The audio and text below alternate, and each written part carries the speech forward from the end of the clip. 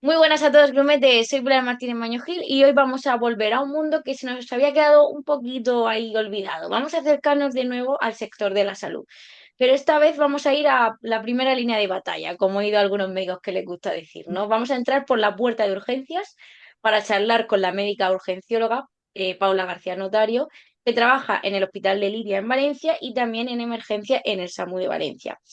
Paula además divulga en redes sobre su trabajo bajo el seudónimo de En la Puerta de Urgencias y también es divulgadora en Escenio, que como ya acordaréis hemos tenido a varios divulgadores de Escenio. Gracias Amanda otra vez por traernos a todos tus compañeros aquí al podcast.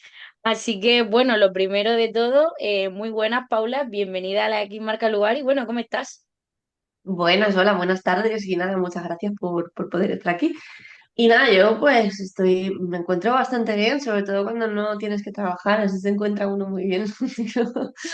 Pero muy bien.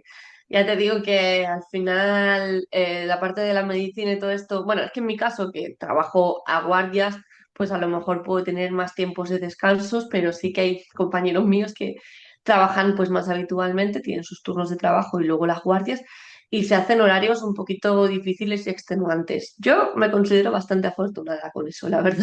Sí. Sí, que eso es una de las cosas, ¿no? Por las que hace, bueno, creo que fue en diciembre, ¿no? Hubo huelga de médicos, el tema de estos turnos tan largos, que claro, luego dices, bueno, tienen varios días de descanso, pero trabajar 20, no sé Mm, si tú, pues trabajar es que no es así en 24 realidad. horas. O sea, es que te comento, porque realmente se sigue de huelga. Ahora las huelgas se están acotando a 4 días mensuales, creo que son hasta junio. Lo que pasa es que, por ejemplo, los que trabajamos en el sector de emergencias no tenemos derecho a huelga. Por lo tanto, o sea, ¿por qué? Porque el mínimo es el 100%. Entonces yo no puedo tener huelga. De todas maneras, yo me considero afortunada porque yo trabajo en emergencias y yo sí que tengo un turno parecido al de los bomberos. Es decir, yo trabajo un día y tengo mi descanso de 4 o 5 días entre medias en los que si quiero hago guardia de hospital o no, ¿sabes? O me puedo poner alguna guardia extra, pero si no quiero puedo descansar. Y son los turnos solamente de la emergencia, en el caso de Valencia, en otros sitios no funciona tan así. Pero lo que ocurre es que la urgencia hospitalaria realmente tú tienes tu turno de mañanas, por lo normal, y luego haces guardias. Entonces, a lo mejor si tienes que hacer de 3 a 5 guardias al mes, tú a lo mejor trabajas todos los días, pero cuando tienes guardia solamente libras al día siguiente. Luego al día siguiente vuelves a trabajar tu turno normal. Entonces, ¿qué pasa? Que el cómputo de horas semanales se sube fácilmente a 70, así de gratis.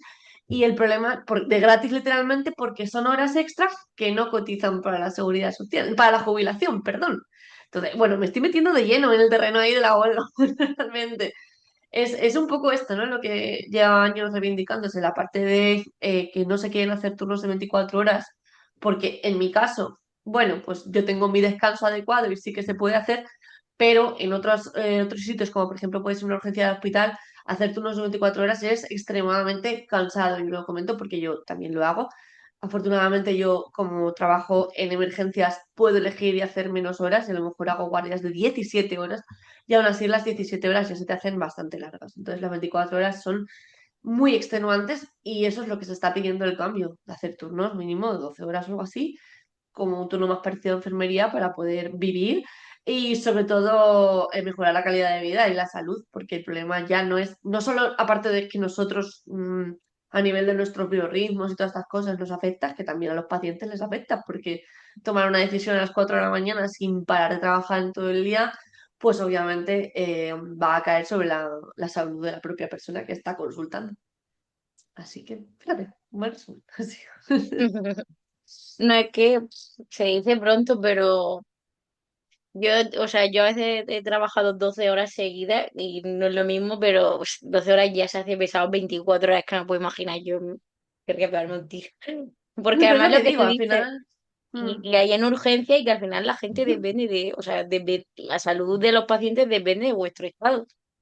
Sí, dependen de cómo estemos nosotros, eso es. Y luego es lo que digo, que realmente si tú metes un descanso adecuado, como a lo mejor en mi caso, en el trabajar en emergencias, pues es como que, bueno, aparte, o sea, aparte de que nosotros realmente sí que estamos de guardia como tal, porque es una diferencia muy importante el hecho de estar de guardia creo que significa estar en alerta por si ocurre algo y tú tienes que Mm. hacer algo, ¿no? Es el caso de los bomberos, el caso de policía, el caso de nosotros en emergencias. Nosotros estamos en una base, en un sitio, ¿vale? Que es como una casa, y si nos entra un aviso, entonces vamos y actuamos.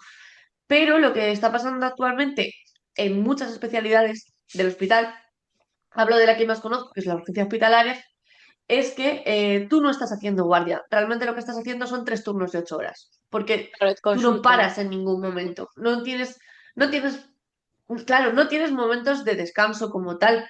Tus momentos de comer son, me voy a comer en cuanto puedo, engullo en 10 minutos y gracias. A ver, se supone que deberíamos de tener como una hora o algo así, pero realmente no lo Pero haces no. porque el tiempo que tú estás comiendo tranquilamente, se te están acumulando pacientes. Por lo tanto, cuando vuelves, estás como sobrecargado de trabajo más lo que va entrando. Entonces, el resumen es que al final pues eso, son como 3 turnos seguidos en los que por la noche, si no es muy mala, se puede partir y duermes 2 horas o tres, y eso es el mejor de los casos. O sea, una buena guardia de hospital es porque has dormido 3 horas. Entonces, claro, pues obviamente no se puede pensar de esa manera. Entonces, no es lo mismo estar de guardia, que es lo que decimos nosotros, que hacer turnos de esta manera como se están haciendo así. Entonces, eso es lo que hay que cambiar. Y luego, en otras especialidades de hospitales también más grandes o tal, pues también ocurre lo mismo. Si cirugía tiene una mala guardia de 24 horas y está operando continuamente, al final les puede pasar lo mismo. Pero es que en algunos hospitales otras especialidades tienen un poquito más de manga ancha. Quiero decir, en mi caso de hospital pequeño, pues traumatología, cirugía, si no viene algo importante, pues a lo mejor tienen más tiempo de descanso y se lo pueden permitir mejor. Pero en muchos hospitales grandes, en muchas especialidades, están un poco en nuestra misma situación. Así que nada, ya hemos hecho un resumen un poco de... Y luego, aparte de eso, la parte de que todas estas horas pues no entran de jubilación, como si no ni cotizan ni nada. Entonces, como si no las hubieras trabajado. Sí, ha estado ahí pasando el tiempo, ¿no? Así que por eso se está un poco en huelga. Todo así, o sea, al final, si rascas, pues obviamente tiene sentido. Ya no se está pidiendo más dinero ni nada de eso, se está pidiendo mejorar Lo las mínimo. condiciones laborales y también de Claro. cara a mejorar la atención. Mm. Claro, aquí para aclararlo un poco o sea, claro, porque cuando hablamos, por ejemplo, o sea, porque no, según tengo yo entendido, no lo sé, o sea, entiendo que en urgencias hay médicos que tienen la especialidad de urgencia y trabajan solo en urgencias, ¿no? Y luego, como has dicho, están los otros médicos con sus especialidades que también hacen guardias de urgencia. Voy a explicar esto también porque todavía en España estamos en otro punto y es que, bueno, la especialidad de urgencias en España ahora mismo todavía no existe. Ah, no, Se ha pensaba que sí. aprobado sí, se ha aprobado por el Ministerio, se aprobó hace 2 años. Lo que pasa es que de MIR todavía no ha entrado. Se preveía que en este MIR ya iban a empezar a haber MIRes de urgencias, pero todavía no los ha habido. Entonces se espera que para el siguiente ya empiecen a haber especialistas como tal, de urgencias como tal.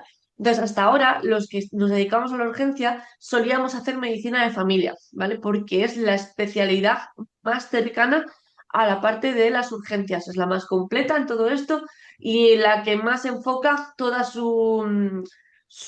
sus años en esta especialidad y puedes formarte mejor, ¿vale? Porque al Entonces, la final mayoría de nosotros somos médicos de familia que una vez que terminamos la especialidad, bueno, dentro de la propia especialidad hacemos muchas optativas orientadas a la urgencia, como puede ser anestesia, el 112, ¿sabes? Como que nos formamos en todo esto y cuando terminamos, pues hacemos un máster de urgencias o X cursos de urgencias, expertos universitarios, cosas estas que hay un montón, y tú ya empiezas a trabajar en el hospital. Entonces, para nosotros, que no tenemos la especialidad como tal, pero ya se ha aprobado, a los que llevamos más de 5 años trabajados y tenemos la especialidad y todo esto, en teoría se nos va a conceder automáticamente. O sea, a mí, yo por ejemplo, sí que cumplo los criterios para tener la especialidad sin ningún tipo de examen. Creo que la gente que viene detrás de mí tiene que hacer un examen aparte para que le den el título de especialista en urgencias. Entonces, ahora mismo, como se ha estado intentando hacer mucha lucha para defender esto, el término de urgenciólogo como tal todavía no está reconocido, pero sí que lo intentamos vender bastante nosotros, porque al final era una forma de reivindicar que existimos, que nos debemos de considerar especialidad y que realmente ya está ya está reconocido, pero bueno, queda el titulito como tal, ¿vale? O sea, nos lo han aceptado, pero nos queda que nos den el título. Entonces estamos un poco así, que porque realmente éramos, creo que de los únicos países del mundo donde no estaba reconocida la especialidad. Y fíjate que la medicina aquí está muy bien, ¿eh? Súper. Fíjate que yo pensaba que existía como tal, ¿no? En plan, yo qué sé, igual que está el traumatólogo, pues había de urgencia, fíjate. Claro, porque al final un médico de familia, aunque trabaje en el centro bueno, en el centro de salud, no en atención primaria, al final es lo mismo en el sentido de que, claro, tú tocas todos los palos, porque yo puedo venir porque me duele un brazo, me duele la cabeza, me duele el estómago. El tema, la medicina de familia, que creo que mucha gente también desconoce mucho y se habla de medicina general o realmente es otra especialidad igual, lleva reconocida como especialidad desde el 93 creo, o por ahí, ¿vale? O sea, que desde entonces ya la gente tienes que hacer, o tú o incluso un poquito antes, no estoy segura, pero vamos, más o menos por ahí. Entonces tú, si quieres trabajar en un centro de salud, tú tienes que tener médico de familia, que son tus 4 años, y que a lo mejor, por mucho por contrario a lo mejor a lo que la gente se piensa, es una de las más complejas, porque tienes que aprender de todo. O sea, De todo. al final, y de hecho en el resto de Europa, los médicos de familia están súper bien valorados, porque al final son los que dan la primera asistencia y los que tienen que conocer y saber de todo. Y luego ya, cuando son cosas más específicas, se pueden derivar.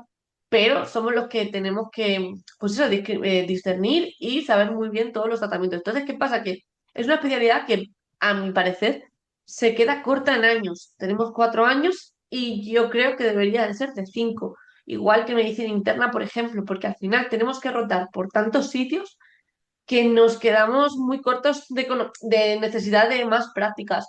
Entonces, yo lo que pasa es que en mi caso, como al final tenía muy claro que quería hacer urgencias, como que todas las optativas las orienté un poco a eso y bueno, pues pude formarme más o menos en todo esto, pero creo que se queda corta en muchas cosas. Entonces, los médicos de familia realmente o sea, es una especialidad y luego tienen sus guardias de centro de salud y luego ya está la parte de urgencia hospitalaria, que eso sí que se está separando un poquito para que no sea, o sea, que no se asemeje el mismo tipo de urgencia en la que se da en un centro de salud, que deberían de ser más leves, la teoría, porque luego te llegan marrones igual, estando en un centro de salud, de lo que sería la parte de urgencia hospitalaria. Y de hecho, lo que es la especialidad de urgencias que están aprobando solo va a reconocer lo que es la urgencia hospitalaria y extrahospitalaria de ambulancias y emergencias.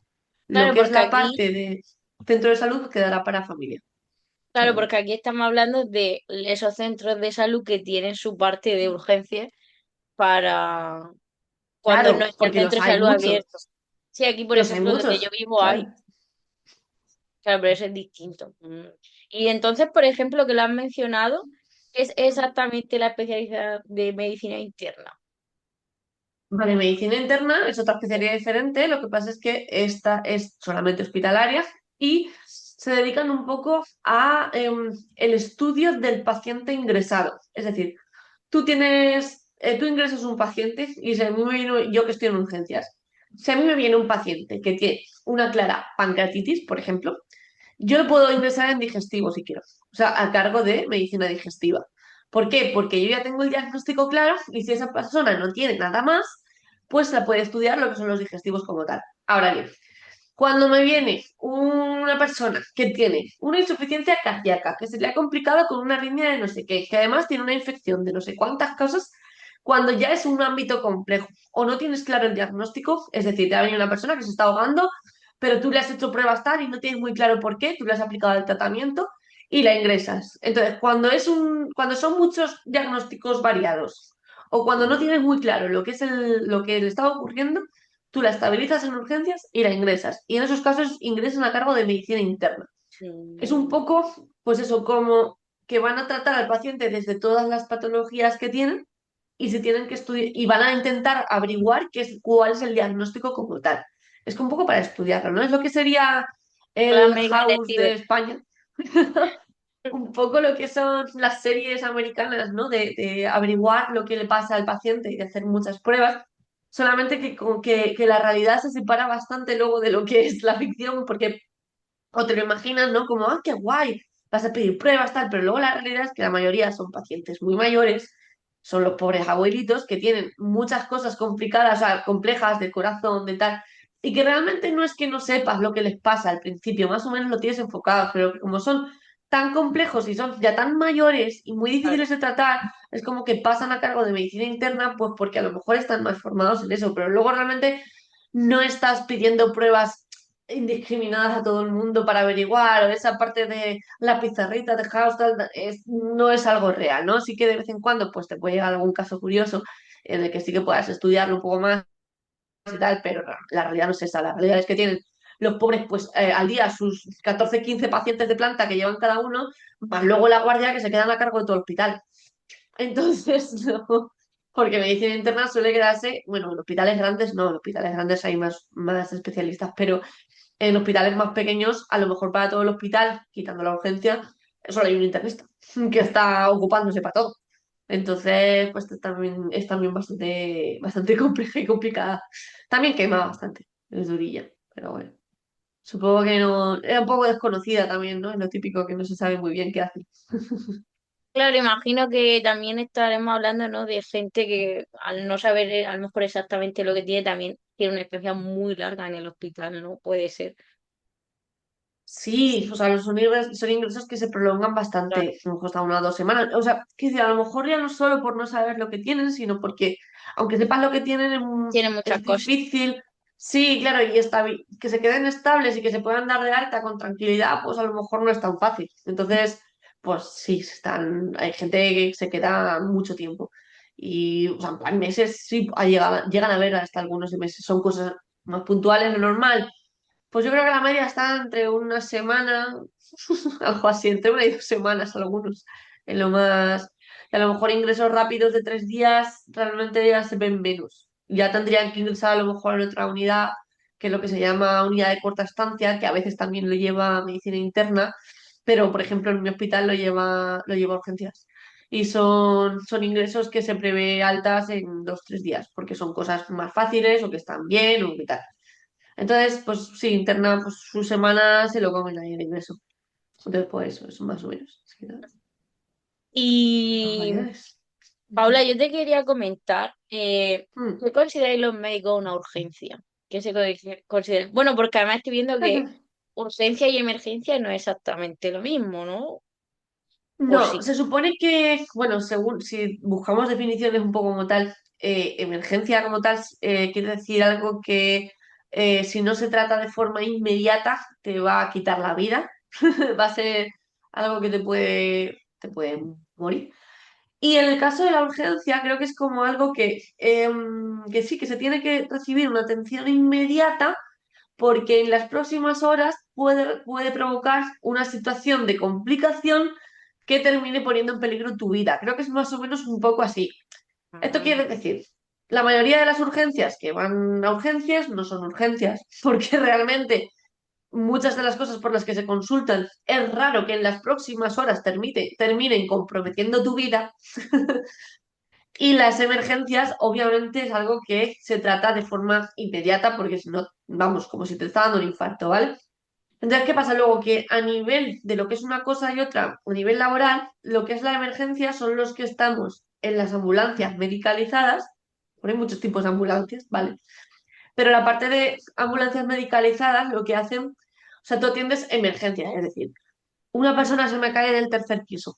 Obviamente tenemos que atenderlo nosotros porque eso es una emergencia, ya que si no se la atiende de forma inmediata, posiblemente muera. O si tienes un infarto, tienes un ictus o te atropella un coche, ¿vale? Son cosas que comprometen la vida. Entonces, nosotros vamos en ese caso, a veces vamos y están bien porque no ha sido tanto el accidente y se puede derivar tranquilamente a urgencia para que lo vean más tranquilamente, ¿no? Pero nosotros estamos para dar una asistencia inicial en ese momento crítico. Por eso las ambulancias medicalizadas con médico y enfermería solamente se deberían de utilizar para ese tipo de situaciones. Mientras que, por ejemplo, lo típico que pensamos de los borrachos, ¿vale? En el caso de los borrachos, no son una urgencia vital, por lo tanto, las ambulancias medicalizadas no deberían de recogerlos, a no ser que estén muy mal, ojo, puede pasar otras cosas. Entonces, van otro tipo de ambulancias con técnicos que también van a prestar una atención inicial y que van a trasladar a esa persona, pero no estamos hablando de una emergencia o de una situación que comprometa la vida. Y entonces, ¿qué pasa en el hospital? En el hospital tú eres urgencias como tal, te puede llegar una emergencia porque puede entrar alguien por la puerta que se esté muriendo en ese momento, ¿no? Entonces tenemos un box determinado para vitales, que son las emergencias vitales que se atienden ahí en ese momento. Mientras que lo demás, pues pasa por consultas, pasa por triaje, se le pone una calificación del nivel de urgencia que tiene y en función de ese nivel de urgencia se atiende.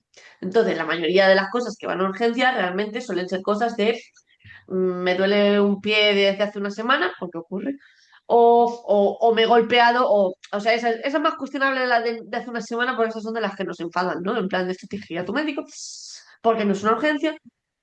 Y luego vienen me he torcido un pie, que no es una urgencia, bueno, evidentemente eso no es una urgencia, no te compromete tu vida, pero por ejemplo, si me he roto un brazo, a ver, no vamos a decir que pueda comprometer tu vida, pero Claro, obviamente pero sí que deprime la calidad y si no se trata, posiblemente en unas horas tengas un problema más grave en el brazo.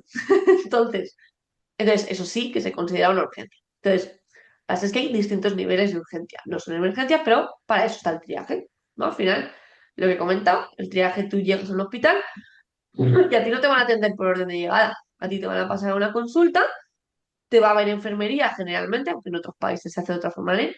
Y te van a poner un nivel de urgencia. Entonces tú vas a tener un color, de hecho se hace mucho por colores. Azul es cuando no es urgente, verde poco urgente, amarillo urgente, ya rojo muy chungo. urgente, ¿no? Entonces, se supone que si tú llegas, bueno, también hay naranja y tal, pero bueno, se supone que si tú llegas con un azul es porque no es urgente, así que puedes estar esperando hasta 4 horas fácilmente. Mientras que si te califican como amarillo, pues seguramente en menos de media hora te hayan visto. Una hora, media hora. Entonces, pues hay que tenerlo claro porque es uno de los problemas importantes, ¿no? De la gente cuando va al hospital, que se piensa que lo van a atender enseguida y realmente no es así. O que he llegado antes que esa persona y lo han pasado antes que mí, antes que yo. Pues es que primero no es una pescadería, entonces esto no va por turno, va por nivel de urgencia. Y también quiere decir que si te están dejando esperar es porque tu vida no está en peligro, ¿vale? Y, por ejemplo, claro, hay muchas veces que la gente va a urgencias porque o no tienen una cultura sanitaria suficiente, lo cual es normal porque tampoco es algo que te enseñen en el colegio, por desgracia, en No, ninguna parte. claro. Y luego también porque a veces en la atención primaria, si te dan cita para dentro de una semana. Entonces, claro, yo te quería preguntar qué cosas que nos puedan pasar, yo que sé, más habitual, podemos nosotros como pacientes saber que no son una urgencia para ir al hospital. A ver, ese es uno de los principales problemas ahora mismo de la sanidad, ¿no? Es la saturación de lo que son las consultas de primaria, porque están bastante saturados. Entonces esto hace pues claro, que te den citas en 2 semanas y que tú tengas procesos que, vaya, pues que necesites que se te resuelvan de alguna manera, ¿no? Por ejemplo, si tú tienes un dolor de algún tipo. Por ejemplo, el tema del dolor, ¿vale? El tema del dolor, si tenemos localizado de por qué puede ser un dolor, es decir, me duele la cabeza porque habitualmente me duele la cabeza, ¿vale? Realmente lo que se debería de probar es a tomarte una analgesia convencional, que para eso ya son accesibles en farmacia, por ejemplo, paracetamol de 500 o ibuprofeno de 400, si no tienes ningún tipo de contraindicación, puedes probar a tomarlos. Y en el caso del dolor, si tú no eres capaz de controlarlo en casa, sí que puedes ir a urgencias. Quiero decir, el dolor es una causa de consulta como tal y puede ser una urgencia bastante importante también, depende del nivel del dolor, quiero decir. O sea, si es una cosa que nos molesta mucho y lo puedes llevar, pues a lo mejor se puede aguantar, pues bueno, puedes esperar a ver si te pasa, pero si no se pasa o el dolor es más intenso, es una de las causas que son consultables. Y luego, a ver, a mi criterio también para mí las urgencias de centro de salud deberían de ser cosas más leves, es decir, si tú tienes un dolor de cabeza, como te he dicho, que no te duele mucho, que no te molesta mucho, pero no se te pasa, pues a lo mejor deberías de consultar primero al centro de salud. Las urgencias del centro de salud son como un poquito, no son una consulta, pero sí que pueden solventar un poquito de esas cosas que no se pueden considerar como en ese punto crítico de tener que irte corriendo al hospital, pero te pueden ayudar. Y además en ese momento te van a ayudar y si consideran que es más urgente, te van a llevar al hospital, Claro. porque esperan que tengan que hacer algo más. Entonces, al final, Em, por ejemplo, muchas consultas de este tipo. Mucha gente también se raya mucho con el tema del cáncer, ¿no? De, "Ah, es que tengo esto y no sé si esto puede ser malo, si tal y cual, vale. A ver, aquí tenemos margen. Es cierto, o sea que si te dan 2 semanas, lo que vas a tener que gestionar con eso en 2 semanas va a ser tu propia ansiedad. Porque generalmente un cáncer en 2 semanas no va a cambiar mucho. Me refiero a cosas del tipo, me ha salido un bulto, me ha salido X cosa, ¿vale? Un lunar, lo que sea, lo quiere consultar. Son cosas que aunque se te demoren una semana, no va a pasar nada. Entonces son pues ese tipo de cosas que puedes consultar o algo que te lleva pasando a lo largo de mucho tiempo. No sé, me duele la rodilla desde hace 3 años. Eh, yo qué sé, los dolores de cabeza. Tengo dolores de cabeza de forma muy frecuente, ¿vale? Todo ese tipo de cosas son cosas que se pueden demorar una consulta y que aunque te den dentro de 2 semanas, las puedes esperar. A no ser que en ese periodo de espera de repente te empieces a encontrar muy mal y entonces pues ya tengas que consultarlo porque eso haya empeorado. Pero realmente es un poco eso y también, a ver, es sentido común y es verdad que nosotros cuando ya tenemos una cierta formación es más fácil saberlo. Claro. Y que yo también lo que le digo a la gente al final es que si tienes una preocupación por algo de que te haya salido, sobre todo por algo repentino, es decir, no algo que llevo arrastrando aquí no sé cuánto tiempo, ¿vale? Pero si te ha pasado algo, te ha salido algo de repente que no sabes lo que es, o tienes un dolor que aunque no sea muy leve, o sea, que aunque no sea muy fuerte, te está haciendo daño y tal, siempre es mejor consultar. Quiero decir, o sea, al final lo que tampoco podemos hacer es quedarnos cortos y que otras cosas que sí que sean graves, pues no vayan. Que esto pasó mucho en el COVID. En el COVID hubo un momento paradoja al principio, ¿no? Que como era en plan de no vayáis a hospitales, porque, evidentemente para que no se saturaran, y de hecho la parte de las urgencias se saturó muchísimo, lo que ya la parte de urgencias más graves por tema pues de pacientes con coronavirus, respiradores, todas estas cosas, ¿vale? Y muchos hospitales lo estuvieron pasando muy mal. Pero lo que ocurrió también es que el resto de patologías dejaron de ir. Es decir, la gente se empezó a aguantar en casa por miedo a coger el virus, por no colapsar, todo esto se empezó a aguantar en casa y muchas de las cosas que luego ya consultaban llegaban pasadísimas de rosca. O sea, mucha gente ya muy grave por cosas de haber esperado. Entonces, es como, no hay que llegar a ese punto. Y que ante la duda, y si estás mal, siempre es mejor consultar. Y que si ante la duda estás mal y no tienes muy claro de que se va a hospital, vete a un centro de salud. Y yo lo siento mucho por mis compañeros del centro de salud, pero obviamente tienen que atender urgencias más leves, porque al final están para eso, para urgencias más leves. Y que luego igualmente llegan muchas cosas de, no, es que me han dado cita para 3 semanas y llevo esto desde hace no sé cuánto, y ya para eso no están. Pero para cosas del tipo de me ha parecido hoy, me está pasando hoy, pues sí, sí que siempre mejor. Es difícil saberlo también cuando no tienes conocimiento del tema. Entonces, al final tienes que perdonar un poco a la gente y sobre todo creo que si se va con buenas formas, esto ayuda bastante. Y sobre todo, pues eso, tener la paciencia de que si has llegado al hospital y te están manteniendo en espera, primero no enfadarse, porque es lo normal, y luego que si te dicen que no es una urgencia, pues ya está, lo aceptas. Fin de Ojo, historia, qué decir. Que ojo, que también hay gente que igual que los pacientes se nos enfadan, también hay médicos que se enfadan, quiero decir. Porque es verdad que cuando llevas viendo mucha gente con muchas chorradas en urgencias y te viene otra chorrada más, pues estás de decirles, es que no sé para qué narices has venido. Pero, pero bueno, hay que empatizar un poco en esa parte, pero sobre todo, pues creo que hay que guardar formas por todos lados. Pero sí, por al desgracia, final es tener pues educación, que las cosas se pueden decir de muchas eso es. formas. Eso es, pero que luego también lo que nos ocurre es que cuando estás de cara a público, pues ya sabes que te encuentras público de muchas formas. Y entonces, pues también ocurren cosas difíciles de manejar y es también uno de los problemas. Y que aparte vemos mucha gente de nivel socioeconómico más bajo, que se nota también, que decir, ya no solo socioeconómico, sino también más, a lo mejor a nivel intelectual, ves más gente que dices, bueno y es más difícil es hacerles entrar en razón, explicar, porque al final vemos todo rango de gente. Entonces, a veces te encuentras conflictos, claro.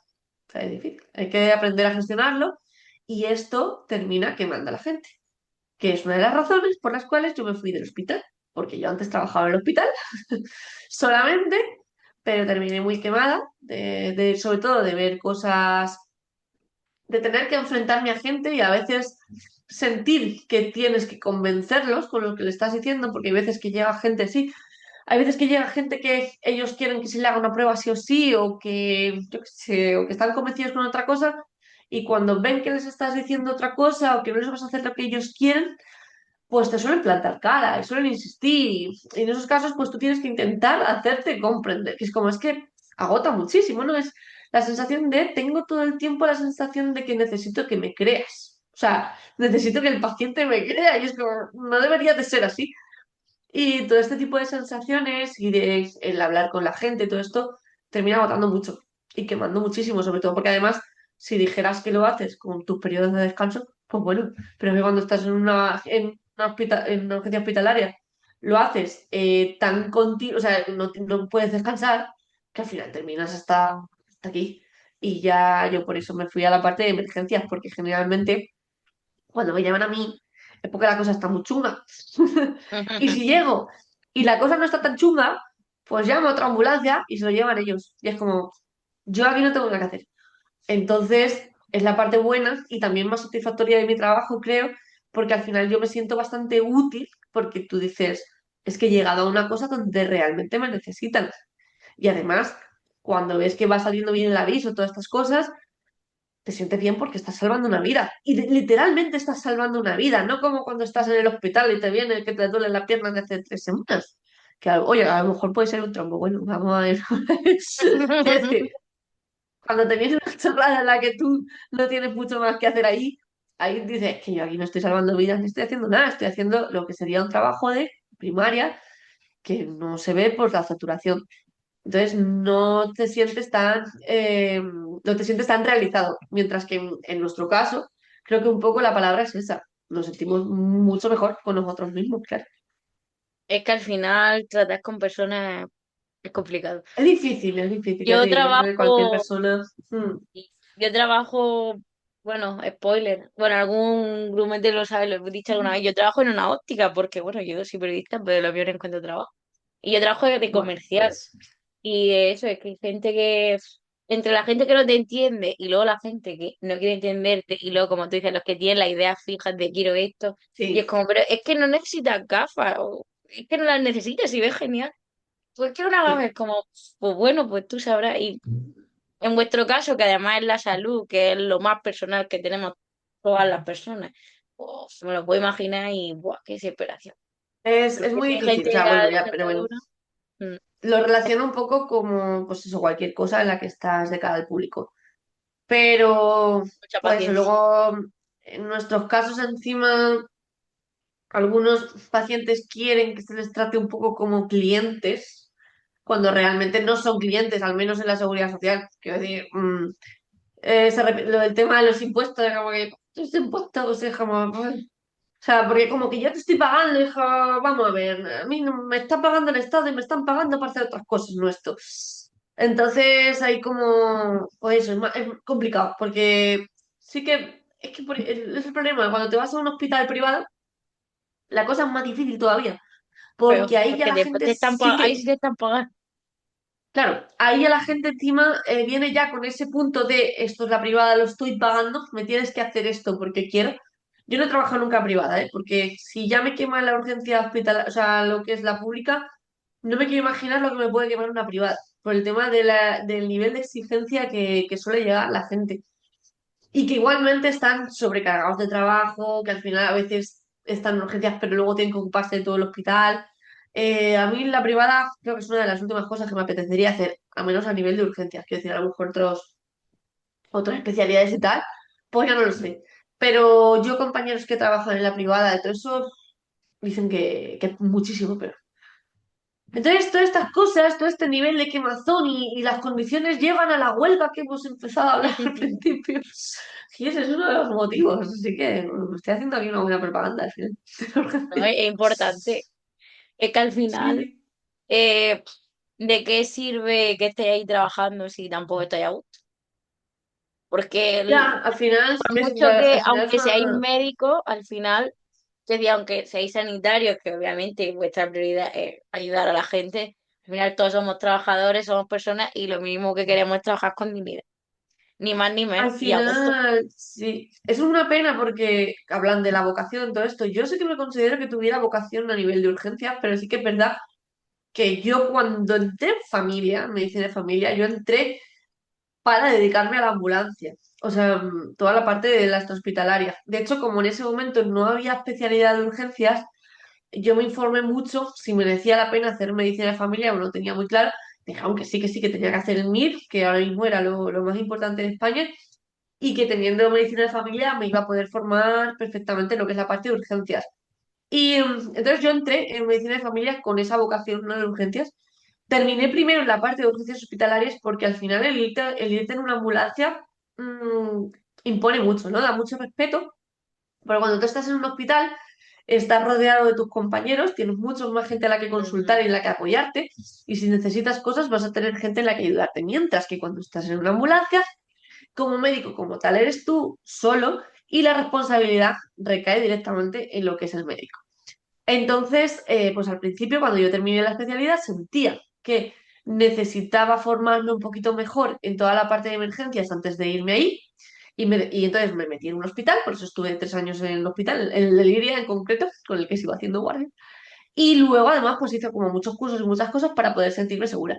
Y ya realmente cuando me sentí más segura fue cuando ya di el salto a irme a la parte de urgencias hospitalarias en una ambulancia, pero es serio a nivel de que, pues eso, exige como mucha confianza en ti mismo y también una formación muy buena, porque ahí estás solo y el problema es que los pacientes suelen ser muy críticos. Y aparte de que tienes que asumir que la gente se te va a morir, porque esto a lo mejor al principio entras pensando que, bueno, que los puedes salvar a todos y no.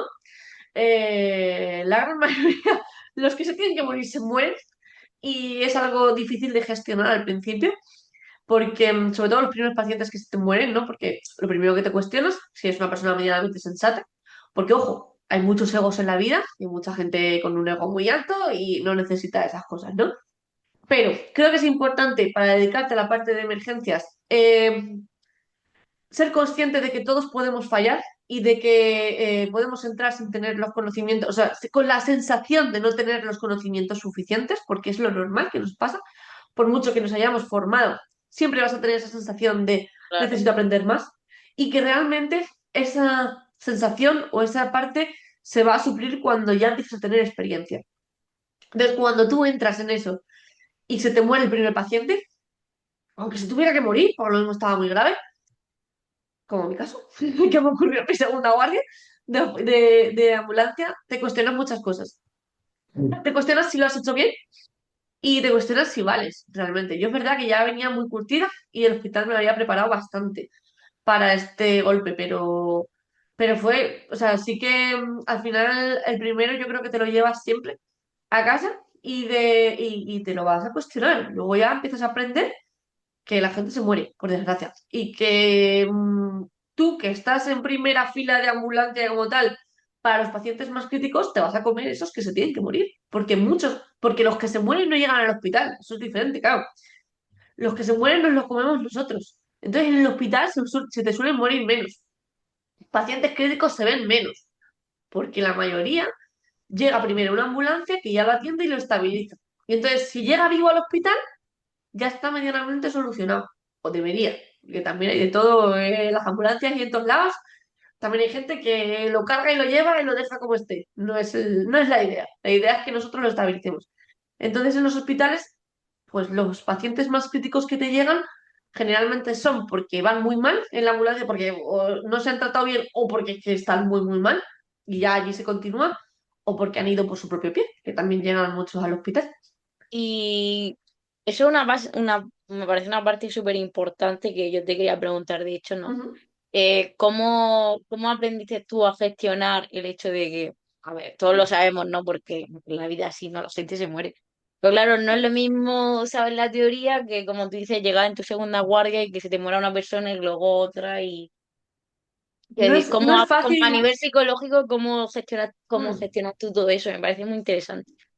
No es fácil aprenderlo, pero, o sea, gestionarlo sobre todo al principio, pero porque además la responsabilidad, en teoría, recae directamente en nosotros. Entonces, según con la gente con la que nos encontramos por ahí, te puedes encontrar gente que en ese momento no termina de asumir que esta persona se ha muerto y lo que quieren hacer también es responsabilizarte a ti. Entonces Wow. te puedes encontrar con marrones importantes ya o sea, a nivel social, nosotros sí que vemos mucho ese tipo de cosas. Y por este motivo trabajamos mucho con la policía y con la Guardia Civil, porque cuando nos sentimos inseguros pedimos policía. Y entonces, al final, intentas asumir que las personas a partir de una determinada edad se mueren, ¿vale? Que todo lo que tú hagas va a ser por su bien y que es muy difícil. O sea, si tú eres una persona que más o menos te has formado, que eres sensato, estable mentalmente, ¿vale? Y no haces cosas a lo loco, que al final creo que todos más o menos sabemos cada uno por qué pie vamos y si hacemos cosas bien o nos falta un poquito que nos ayuden por algunas cosas. Creo que si hacemos un poco las cosas con cabeza, siempre todo lo que hagamos en una persona que está crítica va a ser para ayudarles. Es muy difícil que tú empeores a una persona si lo estás haciendo con cabeza. Porque es que incluso hasta meter medicaciones erróneas o dosis o cosas de estas, al final lo puedes comprobar muchas veces. Puedes empezar por dosis bajitas de medicación para asegurarte de no pasarte con según qué cosas. Quiero decir, hay muchos métodos, ¿vale? Entonces, al final, si tú eres sensato, lo que digo, tienes que aprender que las personas a partir de una determinada edad y a partir de según qué accidentes se van a morir, porque, y lo que tú puedas hacer, los vas a ayudar. Entonces, de esa manera, empiezas a aprender que si se muere es porque probablemente no, por mucho que hubieras hecho, es muy difícil que se hubiera salvado. A lo mejor sí, no se sabe. Pero las probabilidades son ínfimas y te tienes que quedar un poco con eso, con esa parte de todo lo que haces por ayudar Mm. y que, y que al final, sobre todo, bueno, que te tienes que apoyar también mucho en tus compañeros, en esa reciprocidad, porque también te van a decir si lo estás haciendo bien o lo estás haciendo mal, porque al final tienen ojos y ven la situación. Y quedarte un poco con esa parte buena de, sobre todo, de tu intención, de cómo trabajas y de que todo lo que hagas sea para ayudarles lo máximo posible. Y asumir, al final es que no te queda otra nada más que asumir que la gente se muere y que se te van a morir. Y yo, ojo, que yo esto lo he aprendido en la ambulancia, porque lo que te decía en el hospital, en la parte de urgencias, obviamente en medicina interna con tantos abuelitos se mueren, pero, pero muchos de ellos están ya muy mal y tampoco hay que hacer muchísimo más. Es como que se tiene un poquito más asumido el proceso y en la UCI, en intensivos, la gente también se muere, pero también están un poco en ese stand-by de, están en eso, ¿no? Pero los que nos lo encontramos como tal de lleno en el marrón somos nosotros. Y eso, ya te digo, ahí es donde realmente he aprendido que pues se mueren.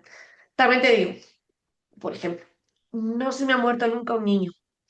No se me ha de la gente joven que he tratado, tampoco se me han muerto gente de forma, o sea, he ido a pacientes que sí que se han muerto o que estaban en parada cardíaca, de unos 40 50 años, sí, pero ya estaban parados, ¿vale?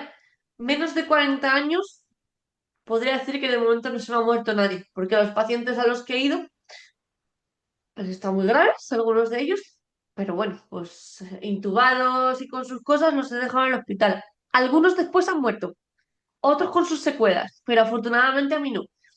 Entonces también te digo que no sé cómo reaccionará o cómo me sentará, porque ocurrirá el día que se me muera un niño o el día en el que se me muera una persona joven, ¿vale?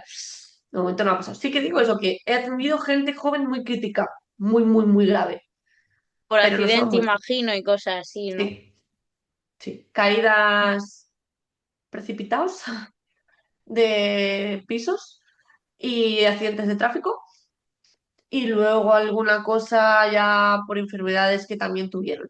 En plan, epilepsias complicadas y cosas así. Sí que he atendido gente y niños, muchos, pero afortunadamente pues no se han muerto todavía. Llegará porque al final tengo que asumir que si yo, a mí me apasiona mi trabajo, estoy muy feliz donde estoy. Igual que en el hospital yo sentía que mi trabajo me gustaba, pero estaba muy quemada. Yo desde que hice el cambio estoy muy feliz donde estoy y siento que es donde tengo que seguir estando. Entonces voy a asumir que voy a trabajar de esto el resto de mi vida laborable, más lo que me pueda dedicar a otras cosas, y pues tengo que asumir que esto va a pasar. Y ya está. Y me voy a comer cosas muy marrones, porque, pues mira, o sea, hace 2 años yo estuve en la Dana también. Quiero decir, o sea, no de afectada, sino yo estaba trabajando en Valencia. Entonces, pues tuve que trabajar de voluntaria en todas las, hice guardias extras en toda la zona de Adana, con mucha gente que vino a ayudarnos. Vinieron, eh, se necesitaban muchos vehículos 4x4 porque claro, por ejemplo, yo hice la guardia del 31 de octubre, es decir, 2 días después, en el SAMU de la FE, es decir, la unidad que tiene la base en la FE de Valencia. Esto lo que hace es que cogía un gran territorio de lo que era la zona Dana, es decir, la zona más afectada, que todo sonará, Paiporta, Picaña, Catarroja, toda esta zona, la suele coger lo que es la unidad de la FE, ¿vale? Entonces, esa noche nos salieron varios avisos en la zona Dana y el problema, primero, no había luz. Eso era totalmente oscuro porque todavía estabas sin luz. Entonces te metías allí con la ambulancia a oscuras, empezando a esquivar a todos los coches que había. Más todo lo que hubiera por el suelo, porque claro, todo era fango. Todo era fango de barro y todo lleno de cosas. O sea, el tema es que el fango no estaba vacío, que estaba lleno de cosas. Entonces, ¿qué pasaba? Las ambulancias se pinchaban. O sea, esa noche, evidentemente, pinchamos la ambulancia como creo que les pasó a todas las ambulancias y coches de Guardia Civil que había por allí. Perdona que tengo un lado arrastrando estos días. Llegabas a la zona, era todo como, o sea, mi sensación fue, al estar a oscuras, no tener ninguna luz y ver gente por la calle buscando cosas. En ese momento todavía estaban sacando gente porque me acuerdo que a mi lado, o sea, hubo un momento que pasamos a un lado y habían encontrado a alguien, algo, hubo revuelo, de repente había alguien estaban grabando con unas cámaras de televisión, no sé quién sería. Mi sensación fue la de estar en un sitio donde había explotado una bomba nuclear, porque encima Ya. todos los bajos estaban reventados, todos los coches unos encima de otros. Y claro, la situación de oscuridad, de todo. De hecho, me acuerdo que íbamos con la ambulancia, íbamos andando, íbamos buscando una parada cardíaca. Nos habían pasado una persona que había entrado en parada que nunca llegamos a encontrar, por cierto. Porque Joder. no éramos capaces de llegar a la dirección donde nos habían dado. Entonces intentábamos meternos por una calle, todo cortado hasta arriba, de cosas, no, todo oscuras, claro. No veíamos nada. De hecho, uno de los momentos de oscuras, lo que iba a contar, íbamos así como una carretera, empezamos a ver como una especie de charco y decíamos, oye, hay un charco, tal. Y justo cuando estábamos encima del charco, realmente era un boquete del puente. O sea, era un agujero porque el puente se había Dios. roto. Porque no sé si el de Picaña no era, eran todos los de Paiporta, creo. Estaba agujereado y no nos caímos por el agujero pues porque nos dimos cuenta en este momento. Entonces, esta persona, en este caso, esta parada, al final debió de llegar una ambulancia privada, según nos dijeron, lo ha cogido una ambulancia privada y se la han llevado a un hospital. No sabemos ni quién fue, ni dónde llegó, ni nada. Nosotros estuvimos dando vueltas como media hora por allí y no encontramos nada. Entonces, era curiosa la situación. Entonces, por esto se necesitaban, a los días siguientes, vinieron mucha gente para ayudarnos, sobre todo con tema de 4x4, todo esto, porque para hacer los avisos necesitábamos llegar a los sitios en 4x4 y luego ya, dependiendo de cómo estaba, pues se pedía a la ambulancia en una zona donde pudiera entrar, porque si no, no entraba. Entonces yo hice muchas guardias extra con equipos que vinieron de otras comunidades autónomas. En concreto yo hice con gente de Zaragoza, gente de Navarra, toda esta zona que se habían venido con sus 4x4 porque allí, zonas de montaña, es Claro. muchísimo más, claro, es más habitual. Y íbamos con ellos, nos montábamos en el 4x4 con ellos y íbamos. Y fue algo curioso de vivir y otra experiencia más al final. Y entonces cosas van a ocurrir, catástrofes, porque al final pues tienen que pasar. Pero esto es como lo que pensaba yo el otro día de allí en Adamuz, lo del tren. Digo, A lo pues del que tren. los pobres que estuvieran en la base del 061 ese en Andalucía, no lo tengo muy claro, los pobres que estuvieran los más cercanos allí, pues se tendrían que comer el marrón los primeros. Y el marrón te lo comes y obviamente estás preparado y formado para eso. Y ya no qué. Y de hecho nosotros tenemos nuestro grupo de catástrofes y todas estas cosas donde, Vuestro protocolo y tal. claro, y estamos preparados y se hacen simulacros de ese tipo de cosas. De hecho, por curiosidad lo cuento, unos 2 meses, se hizo un simulacro aquí en Valencia de un accidente de tren en Gandía, pues yo trabajo en la zona de Oliva, entonces sabíamos que era ahí, a las 3 de la mañana, porque claro, se hace a esas horas porque es cuando no interrumpes nada. Y las unidades que todo eso van, pues la gente que va a todo esto va para formarse eso y aprender a eso. Entonces se hacen simulacros de todo tipo. De hecho, creo que este domingo hay otro en Valencia, no me acuerdo de qué era ahora mismo, pero hay otro. Igual que cuando ocurrió lo del incendio aquí en Valencia, James, que el último año fue. Bueno, que conste que yo no soy de Valencia, ¿eh? Yo soy de Cuenca, yo tengo que ir a la Cuenca y en escuela. Pero llevo mucho tiempo ya aquí viviendo. Y sí, últimamente es que han caído todas las catástrofes por aquí. Y bueno, pues mis compañeros se han comido sus marrones, sus cosas, y al final, quieras que no, en parte también nos gusta un poco. Somos un A ver, poco masocas con eso, pero es que nos dedicamos a eso. Y al final claro, es nuestro trabajo. al final hay que asumir como tú dices, ¿no? Que pues la vida pasan cosas. Porque si la gente no se muriese, no hubiese catástrofe, no hubiese accidente, pues no tendréis trabajo. Pero claro, no sería la vida. Es que al final, por mucho que quiera, pues pasan esas cosas. Inundaciones. Es Lo que pasa curioso. es que con el cambio climático, pues es cierto que las catástrofes cada vez pues porque ahora Ya, llueve y en cualquier punto de España ya se inunda ya, y, ya. y los Total. incendios de este verano, por Cualquier ejemplo, cosa, ¿no? que se quemó Mm. medio España, pues como tú dices, los bomberos y también, pues muy heavy todo. Toda la Pero parte de bueno. emergencia, sí. Iba a comentar a lo que has dicho, que al final, si no hubiera accidentes, pues no teníamos trabajo. Bueno, es decir, el que la gente se muere. Esto es un dato que he dado en algunas charlas de eventos y cosas que he dado porque me parece como bastante curioso. Yo en mi divulgación me he dedicado mucho a hablar sobre la RCP y la importancia de saber hacer las maniobras de RCP. Y es porque he calculado con los datos del Instituto Nacional de España, ¿vale? En los últimos años, en función de las causas de muerte de la gente. Entonces, buscando causas de muerte repentinas de tipo enfermedades, de tipo infarto, ictus, o sea, todo este tipo de cosas que tú no te esperas o que a lo mejor pues tienes tu enfermedad de larga duración, o sea, en plan que tienes la tensión alta, que si tienes la diabetes, tal, que son factores de riesgo, pero no te esperas de repente morirte, ¿vale? Como le pasa a algunas personas, con todo este tipo de causas y también con las causas de tipo accidentes, es decir, causas repentinas en las cuales no se espera que la persona se muera y una de cada 3 personas que fallecen en España actualmente lo hacen dentro de esas causas, es decir, lo hacen de forma repentina. Es decir, una de cada 3 personas se muere sin tener un cáncer, sin tener una enfermedad de larga evolución, sin llegar a viejo de estar encamado de no sé cuánto tiempo.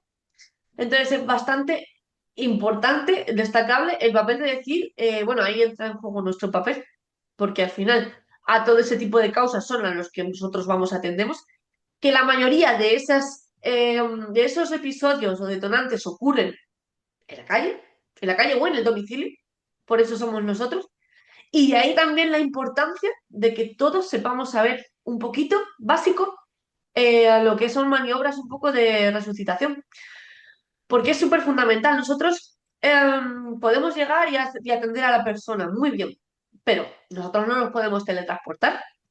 Entonces, si estamos a 10 minutos de donde ocurre algo y hay una persona en parada cardíaca, si nadie hace nada y ese corazón no se bombea de alguna manera, a partir de los 2, 3 minutos, 3, 4, el cerebro deja de recibir sangre, o sea, oxígeno, y empieza a morir. Entonces, a partir de los 3, 4 minutos, sin hacer nada, en el caso de que esa persona se recupere, probablemente tenga secuelas neurológicas. Y cuanto más tiempo esté sin hacer RCP, más difícil será volverla a recuperar. Entonces, por eso es muy importante que si presenciamos una parada cardíaca, aunque no hayamos hecho un curso, aunque no seamos los mejores, intentemos hacer algo, porque siempre va a ser mejor hacer algo que no hacer nada. ¿Y qué podemos hacer?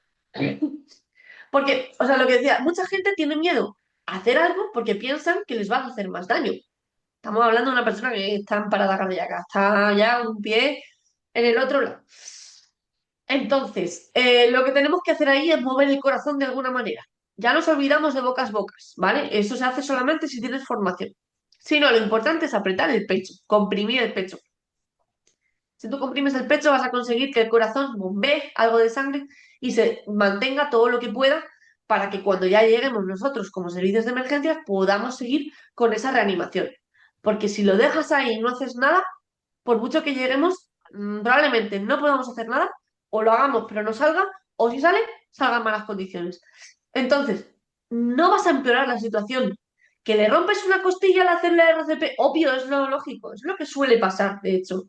Porque tú estás bajando el pecho hasta 5 o 6 centímetros. Tienes que llegar hasta el corazón, las costillas se desencajan del esternón y se parten. Pero es mejor eso que morirse. O sea, no hay más.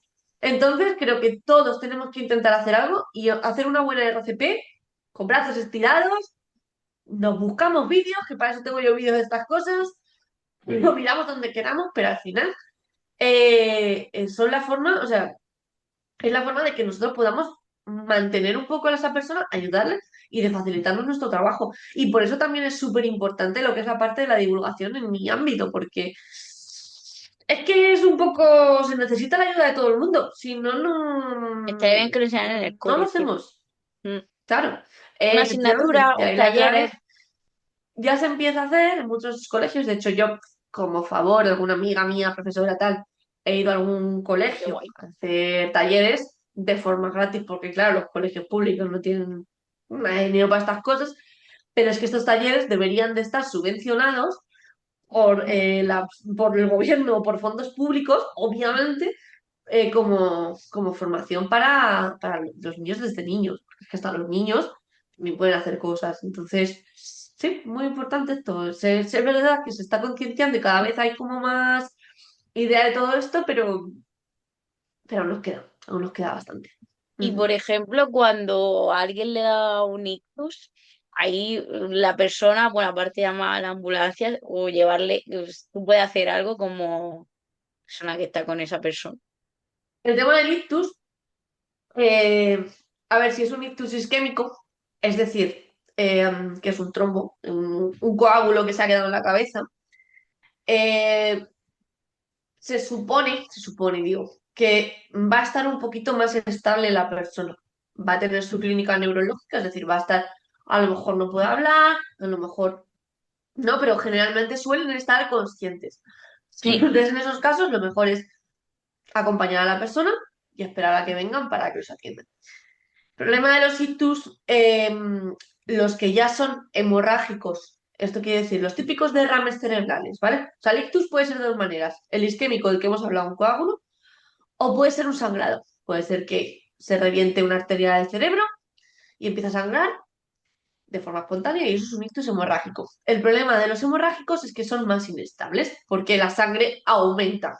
Y ahí sí que puede haber una pérdida de conocimiento de la persona y pueden estar bastante peor. Entonces, en esos casos, aparte de esperar a que vengan, lo que tenemos que hacer es lo básico que se hace con cualquier persona que pierde el conocimiento o con cualquier persona que convulsiona, que es lo de situar a la persona de lado. Pues si tú sitúas a una persona de lado, o sea, en el suelo, colocas a una persona de lado, estás impidiendo que la lengua no obstruya, porque, ojo, a ver, la lengua no se traga, ¿vale? Importante. Esto es un reel que hice hace poco también.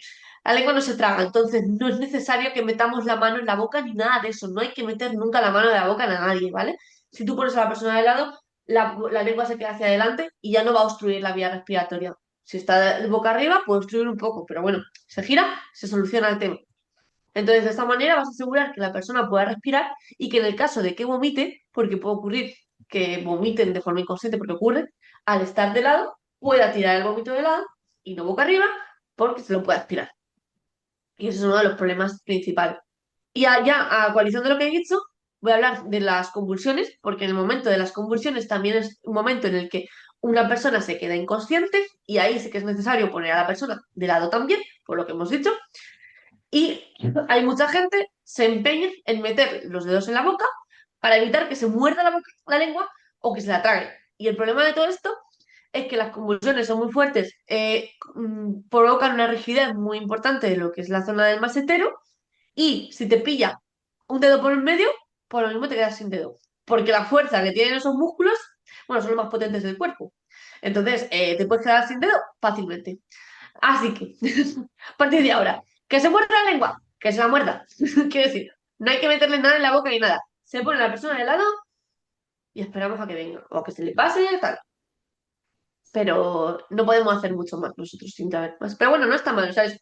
Creo que es un paso importante. Ya Ya el algo de claro. persona inconsciente se pone de lado. Y ahí, a esperar. Y, y si alguien se atraganta, Pues la ahí es típica donde maniobra juegan Heimlich, las maniobras de Heimlich. Porque que son. A tampoco ver, sabemos es otra. hacer. Otra cosa importante que decir las maniobras de Heimlich también es algo que se debería aprender. De hecho, hace poquito han cambiado un pelín en la parte de adultos. De hecho, iba a hacer el que al final no lo he hecho. Estoy ahí, lo tengo ahí pendiente porque sí que hice uno con los niños hace poquito de actualización, porque esto, a ver, es un reel que hice hace ya mucho tiempo y estas navidades volví a hacer otro con el tema de niños porque había también algún cambio y tal. Pero con los adultos también hay algún cambio, pero solamente el hecho de decir de que, aunque ahora antes todos nos centrábamos más en las maniobras estas de la típica contracción en el abdomen, ¿no?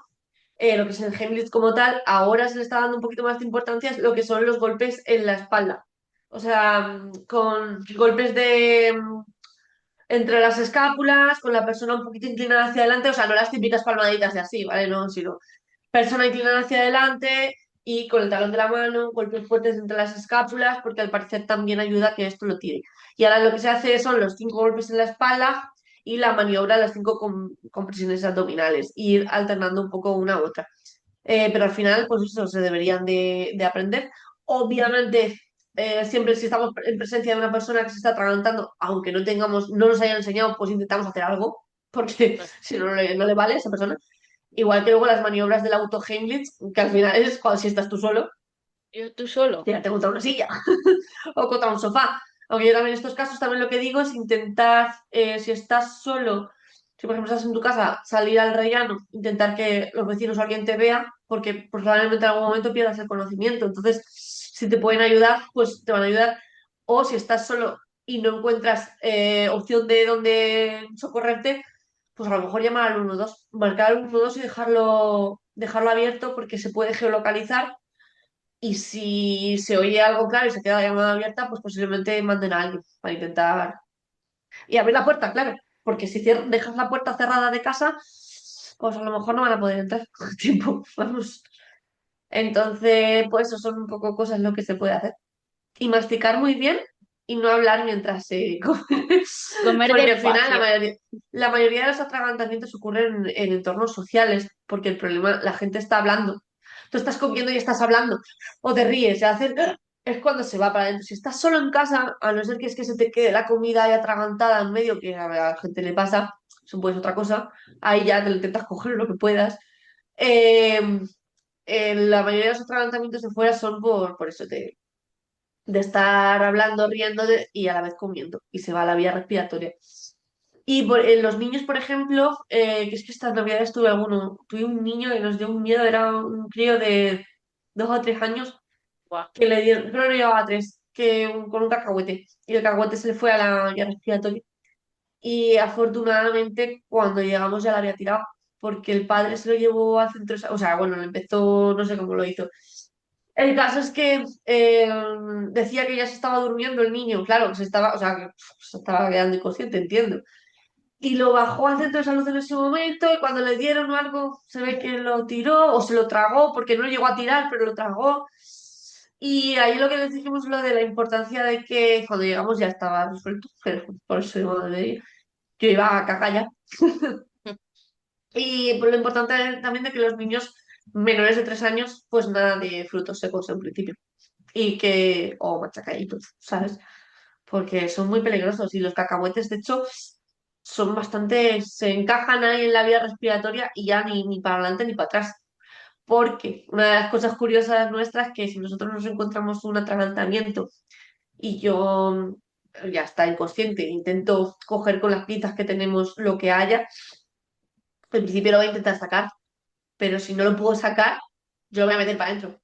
O sea, lo voy a meter más para adentro para que llegue a la bifurcación de los bronquios y se meta en uno, en el derecho, que es el que está antes, y de esa manera yo pueda ventilar. Entonces digo, por eso digo, los cacahuetes, el problema es que se quedan ahí y ni para arriba ni para abajo. Pero si puedes, para abajo, para abajo, para abajo, lo metes en el pulmón y ventilas el otro. Y ya se solucionará la neumonía que esto provoque y en el hospital tranquilamente lo sacarán los neumólogos, pero obviamente para poder salvar hay que hacer a veces maniobras un poco drásticas. Qué locura.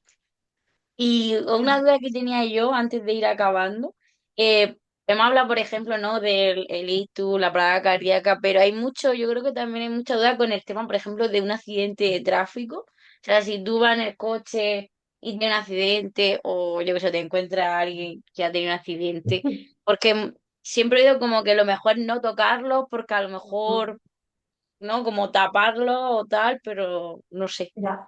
El tema de los accidentes de coche, creo que lo más importante primero es nuestra seguridad. Es decir, si tú no tienes seguro que la zona, que no te pueda venir otro coche y atropellarte, porque muchos accidentes, o sea, muchos atropellos ocurren por la persona que se ha bajado del coche Joder. y se los llevan detrás. Si crees que el coche puede estar en llamas, si puede, o puede haber riesgo de explosión, en ese caso, sintiéndolo mucho por la gente, no te acerques. Es decir, lo más importante es nuestra propia seguridad. Una vez, y ahí ya lo, pues avisas la emergencia, ¿vale? Y ya, cuando ya has visto que es segura la zona y has avisado, entonces ya valoras si acercas, ¿vale? ¿No? Si todo seguro, te acercas. ¿Qué te encuentras? Cuando en un accidente lo que puede pasar es que pues haya gente inconsciente o haya gente consciente que está gritando porque tengan mucho dolor. Generalmente los que están gritando están un poquito mejor. Habría que valorar la situación, ya que están conscientes y están respirando. Entonces, ves que están bien, los dejas ahí y miras los otros. ¿Qué pasa?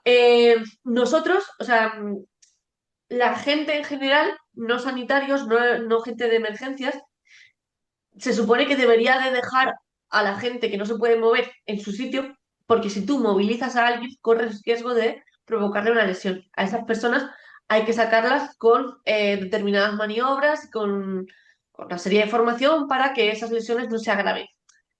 ¿Qué pasa? Que si tú llegas y hay una persona que está en parada cardíaca, es decir, si tú ves que está muerto en ese momento y acaba de ocurrir el accidente, tú puedes valorar si sacarlo y empezar a hacer una RCP. ¿Por qué? Porque aunque tenga una lesión más grave, Está muy es bien. eso o la muerte. Y tú no sabes la lesión. A lo mejor luego no es lesión o es mínima, pero claro. Entonces, si te encuentras a una persona en parada y todo es seguro e ideal, que no suele pasar, pero bueno, si todo está bien, pues sí que puedes valorar, sacarla y empezar a hacer reanimación. Pero son esos casos. Si la persona está inconsciente pero está respirando o tiene pulso, lo mejor es dejarla quieta. Le puedes poner, como dices tú, algo por encima, si hace frío, por tal cual, pero esperar lo mejor a que la saquen. Y la gente de la que está gritando, pues ya valorar un poco cómo están. Si es que están gritando porque tienen un hierro clavado en la tripa, que también puede ser. Y en esos casos, pues evidentemente no puedes hacer nada. Eso hay que extraerlo con cuidado. O sea, quiero decir, eso tienen que llegar bomberos, tienen que cortar el hierro, ta. Y además tenemos que estar nosotros para poder poner sedación, para... Entonces, no se puede hacer mucho más. Y son los únicos casos en los que se podría hacer es en el caso de una parada cardíaca en los que puedas sacar a la persona y intentarlo. Siempre, y vuelvo a repetir, en un entorno ideal en el que todo es seguro Claro, y no te puede pasar nada. ¿Sabéis? claro, Que no suele ser. ya no suelen ser los No, escenarios más idóneos. Que no. imagino que además si te encuentra alguien que, por ejemplo, yo que sé, que se ha salido del coche o de la moto, está en medio de la carretera y lo apartas para que no lo atropellen, ¿no? Eso lo puedes hacer. Ese tipo de cosas sí, quiero decir, Claro, si tú encuentras a una persona que está en medio de la carretera, aunque esté inconsciente, pero corre el riesgo de que lo vayan a atropellar, pues lo mueves como puedas. Sí que es verdad que si tienes que arrastrarlo, lo mejor es arrastrarlo, intentando mantener la longitud de la columna, es decir, como tirando, no provocar desviaciones de la columna, ¿no? Porque si hay una lesión de una vértebra, tú lo giras, pues a lo mejor provocas ahí una sección, ¿no? Entonces, pero lo estás moviendo solo porque realmente tiene un peligro más gordo, que es el de que lo claro. atropellen, o porque fíjate que se ha quedado al lado del coche que está entrando en llamas. Ahí estaríamos saltándonos la parte de nuestra propia seguridad. La teoría es de que se nos dice que no nos deberíamos acercar, pero bueno, dentro de todo ese abanico de posibilidades y de gente valiente en el mundo que hay, En el caso ese, obviamente, pues si lo puedes estirar, mejor. Pero la teoría dice que nosotros no nos debemos de poner en peligro porque ya tenemos una víctima y no necesitamos más. Claro. Pero, y que realmente no pasa nada, o sea, no estás omitiendo el socorro, no estás haciendo nada grave, estás protegiéndote como lo que tienes que hacer. Y ante la duda, pues no pasa nada. Es lo que hay que asumir eso. Total. Y Paula, yo quería preguntarte antes de terminar, no sé, has dicho que haces muchos talleres, muchas charlas, no sé si tienes para los próximos meses previsto alguna conferencia, algún taller, alguna charla donde la gente pues, pueda verte o ir directamente al sitio, no sé. De momento, o sea, ahora mismo no tengo nada cerrado. Pero bueno, posiblemente surjan cosas, pero ahora mismo no puedo dar una referencia, solamente pues de momento mis redes y de todas maneras cuando me van saliendo cosas, que sí que voy haciendo pues eso, cosas de podcast y cosillas también hago por ahí, y cuando me van saliendo cosas las anuncio para que la gente también pueda hacerlas. Ahora mismo es que no tengo nada, hijo mío. Los inicios de año siempre son Tan suave. más vacíos, pero luego van saliendo cosas a lo largo del año.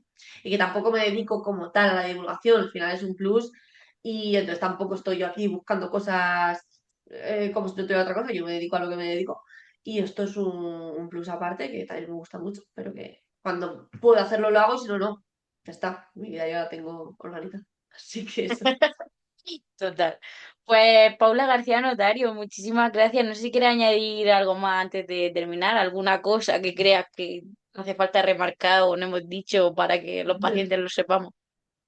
Bueno, a ver, yo lo que quería, un poco si ya que estamos, remarcar que espero que esto le sirva también a gente y que llegue a gente que a lo mejor se esté planteando hacer medicina o esté llegando al tema del MIR o cosas así, que la emergencia es muy bonita, la urgencia también, aunque sea un poco triste a veces, ¿no? Pero al final te sientes un poco, tienes tu parte un poco de satisfacción personal y de heroína, ¿no? Por así decirlo, ¿no? Porque estás ayudando y que creo que también hay mucha inseguridad de la gente que no lo hace por miedo y que al final, pues si tienes ganas de hacerlo, lo suyo es empezar a hacer cosas y empezar a conocerlo y al final creo que todo el mundo, si tienes ganas, lo puedes hacer.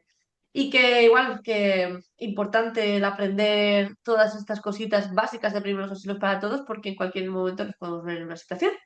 Y para eso tengo mis redes sociales, donde me pueden seguir en la oferta de urgencias, para aprender muchas cositas y que además, que si tenéis dudas o os dedicáis, pues os estáis hablando de pensando hacer medicina o cualquier cosa, o dentro del ámbito de la emergencia, y queréis preguntarme algo, pues ahí estoy y contesto prácticamente a todo el mundo. Así que nada, pues eso, por mí, un placer. Muchas gracias por esto. Pues Paula, muchísimas gracias por venir aquí a la que marca el lugar a hablar de medicina, de emergencias, de urgencias, también por este alegato, ¿no? A la huelga de médicos, Ujú. que Sí, es verdad. creo que todo el mundo debería apoyar, todos somos Es una pacientes, buena somos propaganda. personas. Así que muchísimas gracias, ha sido súper interesante, nos ha resuelto un montón de dudas, espero como tú dices, esto le sirva a la gente para que si se encuentra en una situación de estas sepamos cómo actuar, que al final lo que pasa es que no sabemos hacer nada porque Ujú. claro, no nos Ya, enseñan. Así que te lo agradezco un sí. montón. Y nada, Ay, pues nada, a ti. desearte lo mejor y que, bueno, espero que tarde mucho en tener alguna urgencia con un niño. Y nada, ya Bien. seguir ahí en la ambulancia tope salvando vidas, que con muchas gracias, Pues hombre. nada, Estaríamos sin muchas vosotros, vaya. gracias. Muchas gracias. Un besito. Un Chao. besito.